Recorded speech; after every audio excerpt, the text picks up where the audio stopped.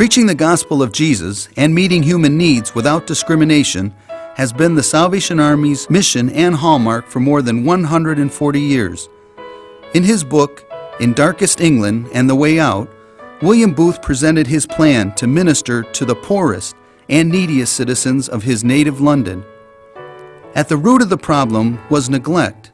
Booth illustrated this with a story known as the Cab Horse Charter, where he brings to light that cab horses were being treated better than millions of England's poorest residents.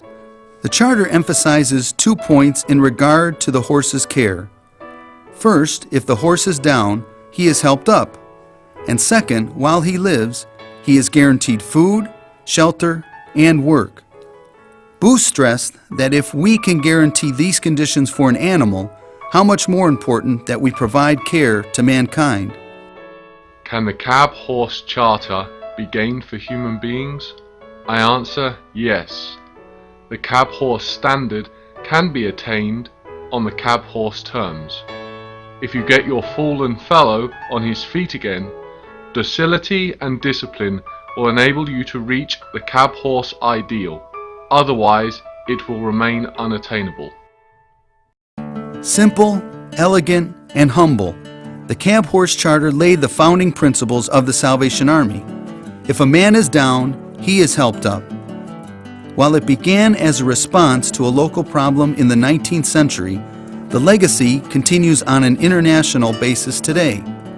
Entering 2007, the Salvation Army serves in 111 countries, representing 175 languages through nearly 15,000 corps and societies.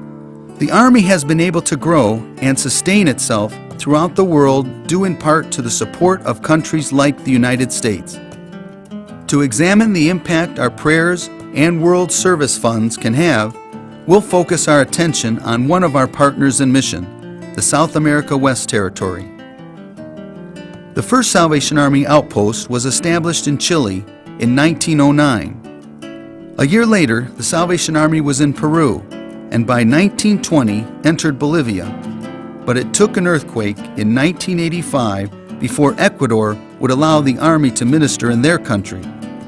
Through faithful giving and service, the Army has been able to grow its work throughout the region.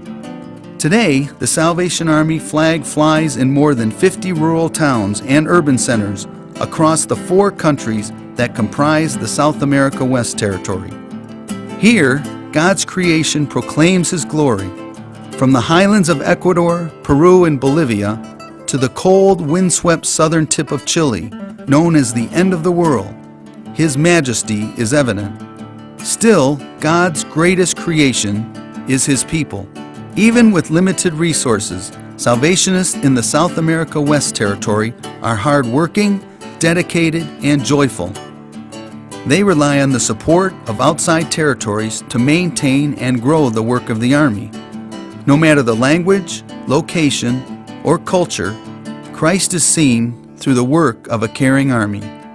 The communities in which they serve, I know, are very grateful and very positive in receiving the Salvation Army. The door is wide open, but there's a lack of resources. I was humbled, as an officer, to see the way their soldiers and officers sacrificed to keep their ministries going. They took any resource they were given and stretched it as far as it could possibly go. And I wasn't used to seeing that because we're used to so much. Locally, it's difficult to raise funds. The Salvation Army in Chile has basically one day a year where they can collect publicly.